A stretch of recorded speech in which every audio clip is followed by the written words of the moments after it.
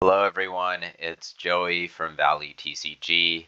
I apologize for getting this video out a little bit later than my usual schedule, which is a couple times a week. Last week I was on vacation. I was in another state and did not have access to my recording equipment. And earlier this week, I was pretty busy with work. So I wanted to do an opening video for Dragon Ball sometime this week. But unfortunately, everything that I've ordered, and I've ordered Dragon Ball Fusion World from 3 different sources, and I don't think any of them has received product yet, or I believe one of them might have received it today. I just received a shipping label, not yet given to USPS, but a shipping label that was printed and updated to me. But that just means I will not be getting any product until early next week, at the earliest.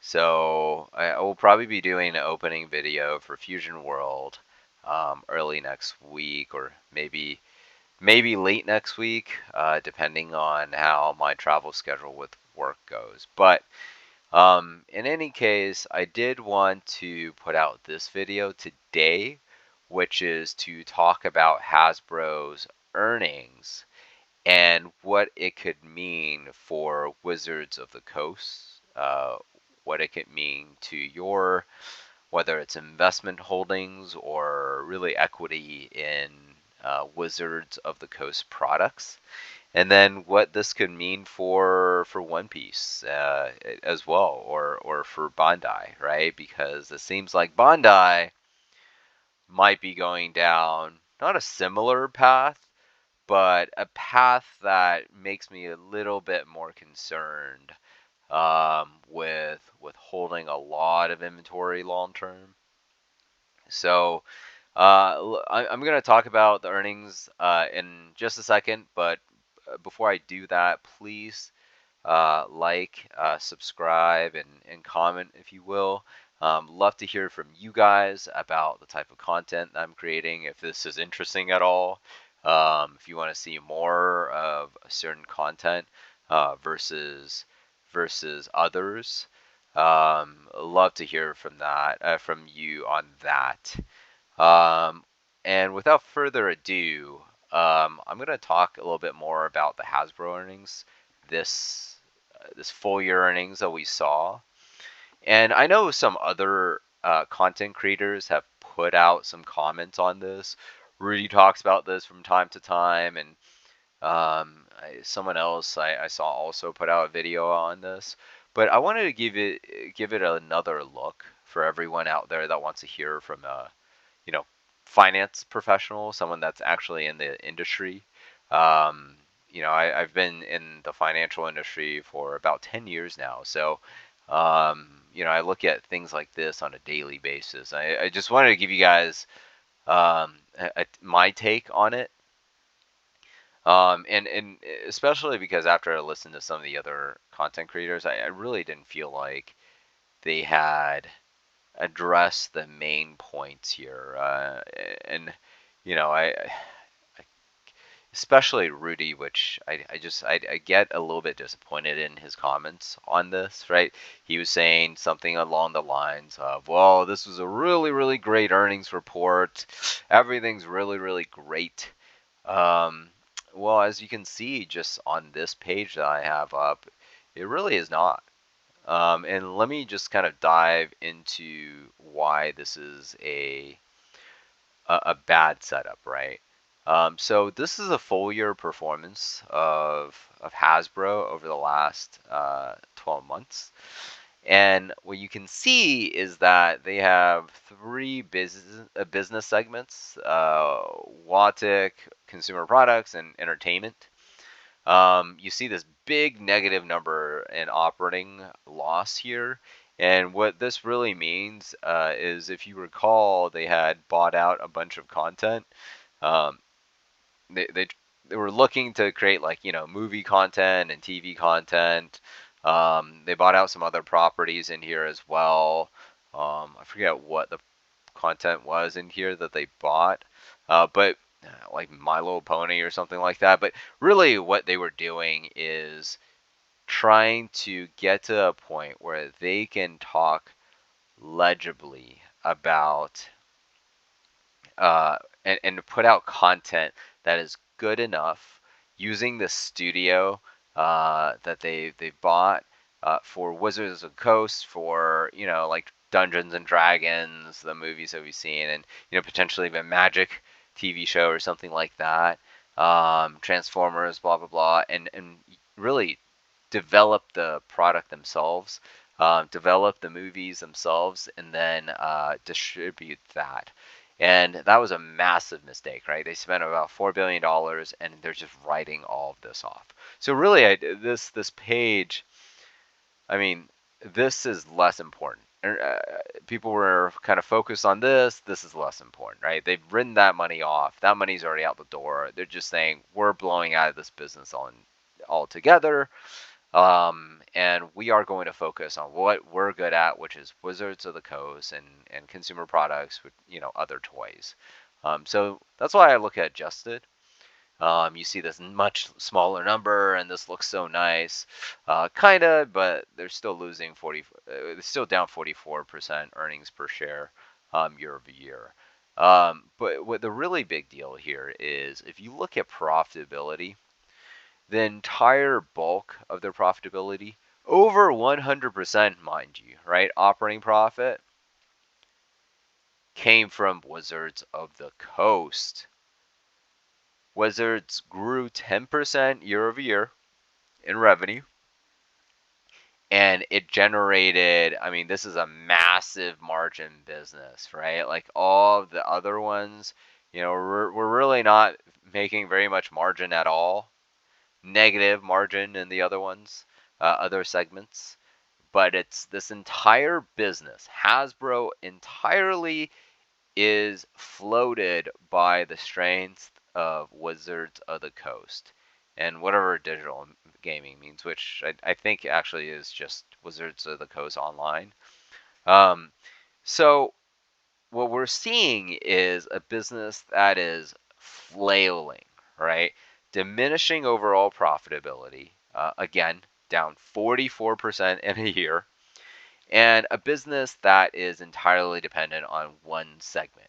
And let me remind you, revenues are up 10%, right? But this is after a pricing increase. Last year, or in 2022, they announced that Magic the Gathering will be increasing prices about 11% starting in September. So this number, where did it go? This number of plus 10%, that is 11% pricing. So volume, total volumes that they sold actually went down in a year, right? And they're just extracting as much money out of the remaining customer base, out of you and I, as much as possible to generate 36% operating margins, which is, again, very, very large. This is a very fat margin number, to then float the rest of this dog crap business. That is what's happening at Wizards, or at Hasbro right now.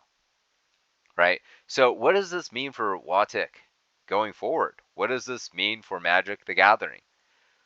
Well, they're not going to let this go, right? They're never going to let this business go, and they are going to squeeze as much money out of the shrinking customer base as possible.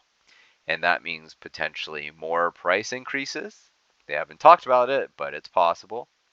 They might be producing more volume for certain sets over other sets, right? We know Karloff it's been a pretty big disaster already. No one really wants to buy it. There's been, TCG player dumps already on that product.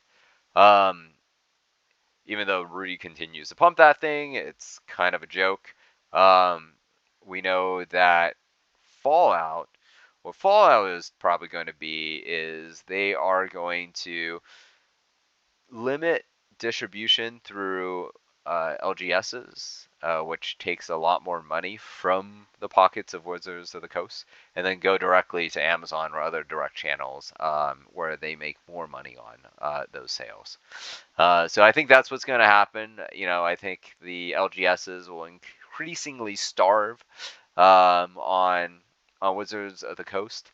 If you own LGS, I would recommend reducing as much exposure as you can to Wizards. I understand that this is still a very nice franchise, and a lot of people still play this game. But I would just be very, very concerned, and very especially in a business as tough as an LGS. If you're running one, I would be cutting as much as possible in exposure to Watic. They are going to screw you over however they can because they have to survive. So I have a few other charts up here. I mean, this is just kind of their their historical revenue statements for the quarter and year. And I mean, look at this, right? This is about 9 years of financial statements broken down. Operating income, they had a blast. They had a crazy year in 2021. Just absolutely ridiculous. And then financial mismanagement has led to this business to increase revenues, but decrease operating income. So they're becoming less profitable over a decade-long process, despite being making more money top line. So pretty much just means management sucks. They don't know what they're doing. They don't know how to make money. I'm not sure, without Chris Cox and everyone else at that company, if they're able to turn this business around. They've proven at every step along the way that they are entirely unable to do so. I mean, Chris Cox, he's going to pump out more of these $100 million sets.